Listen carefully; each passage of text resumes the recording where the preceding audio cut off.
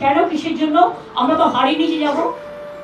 হেরে তো আপনি অনেকদিন আগেই গিয়েছিলেন। ইলেকশনের রেজাল্ট শুধু অঙ্কের বিচারে আপনার হারটাকে দেখাচ্ছে। যে মানুষগুলো আপনাকে ক্ষমতায় এনেছিল তাদের মনে তো আপনি সেদিনই হেরে গিয়েছিলেন, যেদিন গোটা শিক্ষক সমাজ বিচারের আশায় রাস্তায় নেমেছিল, কিন্তু বিচারের পরিবর্তে তাদের জুটেছিল পুলিশের লাঠিচার্জ।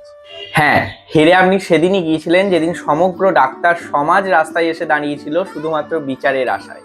হ্যাঁ, হেরে আপনি সেদিন গিয়েছিলেন যেদিন আপনি জনসমক্ষে সবার সামনে বলে দিয়েছিলেন যে রাতে মেয়েদের বেরোনোর কি দরকার। আপনি নিজে একজন নারী হয়ে সবার সামনে বলেছিলেন অত রাতে ক্যাম্পাসের বাইরে মেয়েটা কি করছিল সেইটার তদন্ত আগে হওয়া দরকার। তাই যতবার আপনি এই প্রশ্নগুলো উঠিয়েছিলেন ততবার আপনি হেরে গিয়েছিলেন বাংলার মানুষের কাছে। আর ভাগ্যের পরিহাসটা দেখুন, সেই আপনি আজকে জাস্টিস চাইছেন। আসলে কথাই বলে না, পাপ বাপকেও ছাড়ে না। তবে আমার মতো হাজারো বাঙালি আপনাকে মনে রাখবে।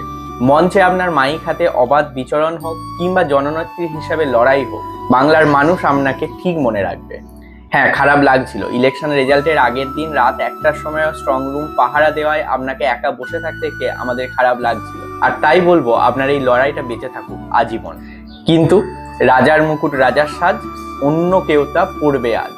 আর আমি চাই আমার এই ভিডিওটার সাথে যারা একমত তারা বেশি করে এই ভিডিওটা শেয়ার করো, দল রাজনীতির ঊর্ধ্বে উঠে শেয়ার করো, কারণ বাংলার মানুষ দেখিয়ে দিয়েছে যে মানুষ চাইলে সব পারে।